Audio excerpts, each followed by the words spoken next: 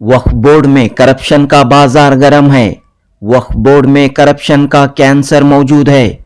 20%, 30% commission का धंधा जारी है। सबसे पहले करप्शन का बाजार खत्म करें।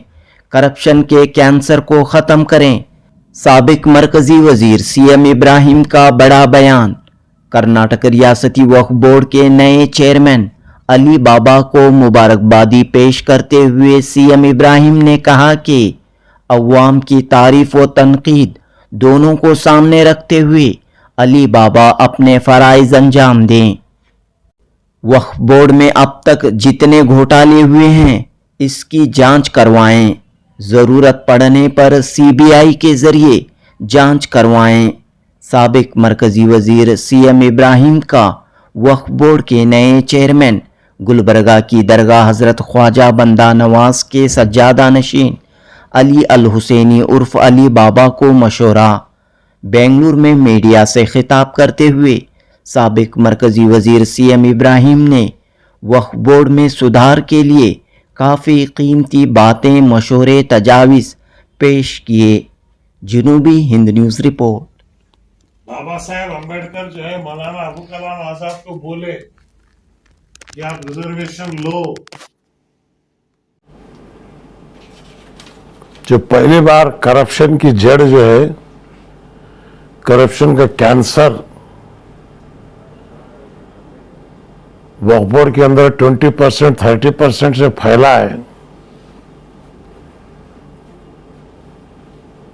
पहले वो स्टॉप हो। औकाफ के पैसे अगर किसी औकाफ इदारे को, मस्जिद को या खबरस्तान को जाते हैं, पूरे 100% उनके हाथ में ले और वहां का कंप्लीशन ऑफ वर्क, इसकी निगरानी को भी वक्फ बोर्ड करें। सिर्फ पैसे देना नहीं है, पैसे देने के बाद क्या वो पैसा वहां पे इस्तेमाल हुआ है या नहीं, इसकी अकाउंटेबिलिटी भी लेना बहुत जरूरी है।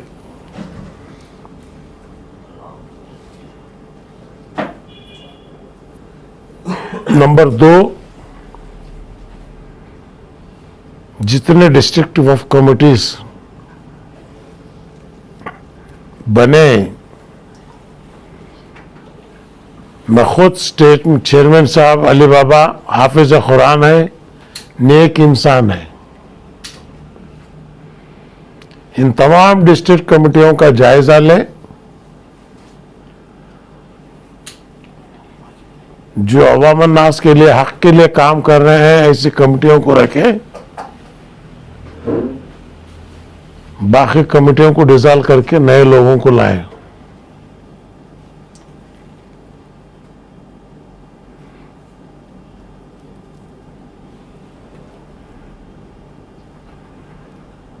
और चेयरमैन साहब वक्फ बोर्ड के अली बाबा ये भी समझ लें, वो सज्जादे हैं, लेकिन वक्फ बोर्ड की चेयरमैन का काम अलग नौइयत का है, सज्जादे के काम अलग नौइयत का है। इसमें क्रिटिसिज्म भी सहना पड़ेगा, सवाल होंगे, जवाब भी देना होगा। और ये भी जान लें कि आवाम होशियार है,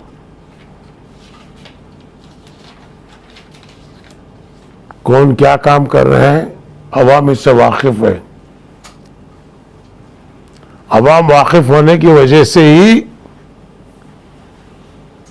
लाखों का रुपया, करोड़ों का रुपया खर्चा करने के बावजूद आपको हरा नहीं सके, अवाम आपको जिताई है।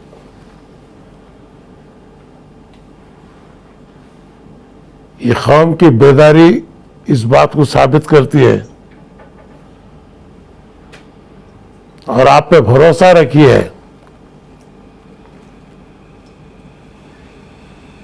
आप इख्तियार वालों को, हुकूमत को देख के काम मत कीजिए, बल्कि कानून और हक को, अपने ज़मीर को देख के काम कीजिए।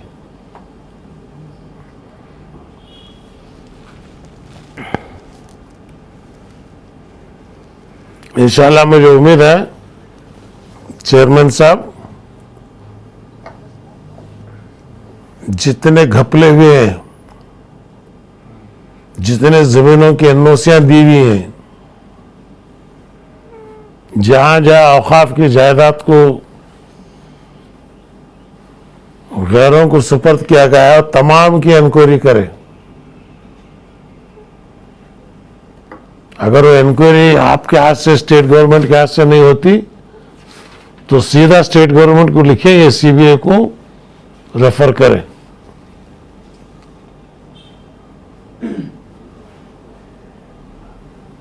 क्योंकि हक ना हक आवाम के सामने आना है। अब तक जो हुआ आगे ये नहीं होना है, इसलिए आवाम आपको लाई है।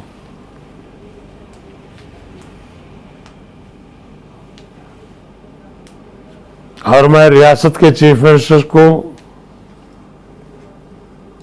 और खरगे साहब को मुबारकबाद देता हूं।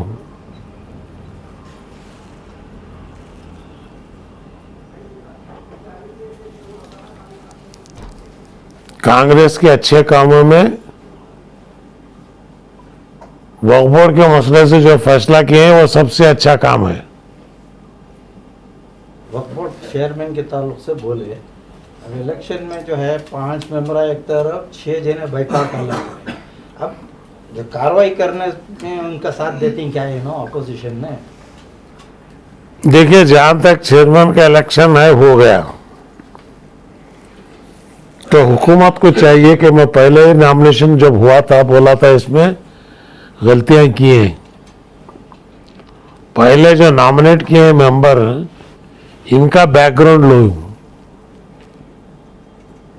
बैकग्राउंड लेके, क्योंकि मैं क्यों भी हाईकोर्ट को जा रहा हूं। अगर गवर्नमेंट अगर ये डिसीजन नहीं ली तो जो है कोर्ट में मुझे चैलेंज करना होगा।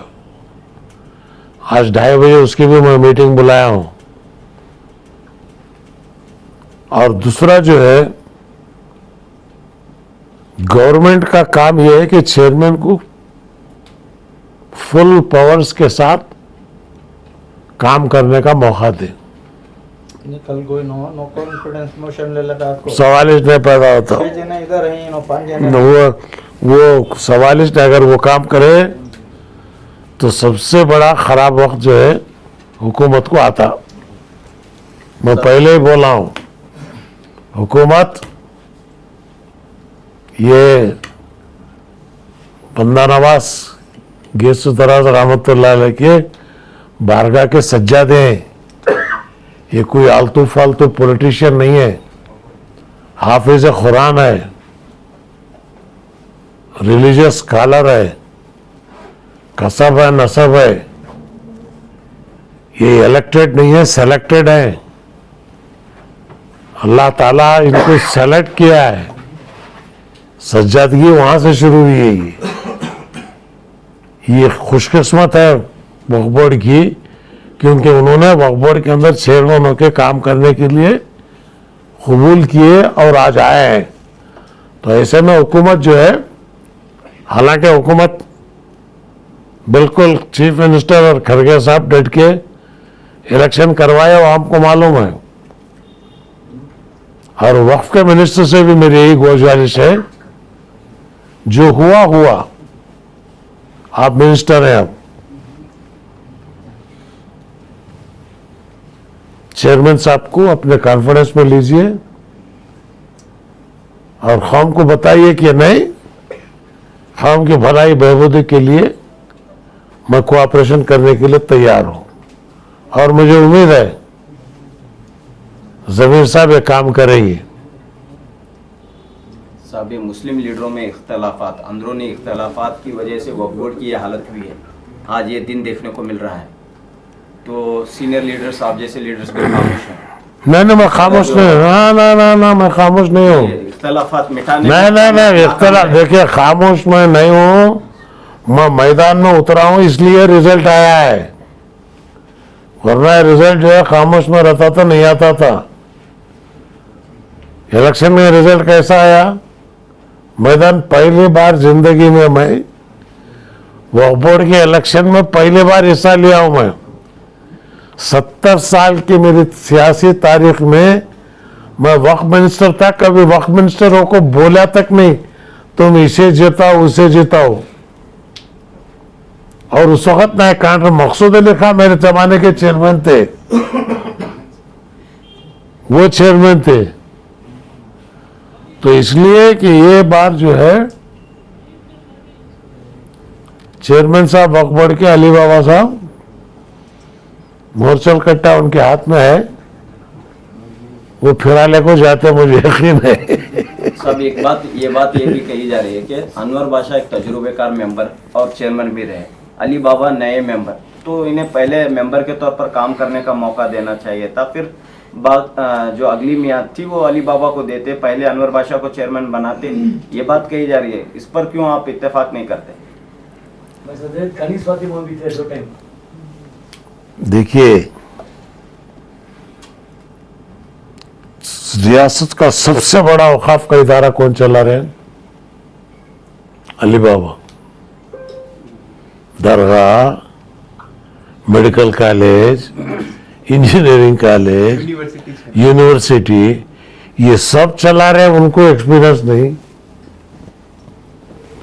जानवर 16 जलती, शेर 21 जलने का।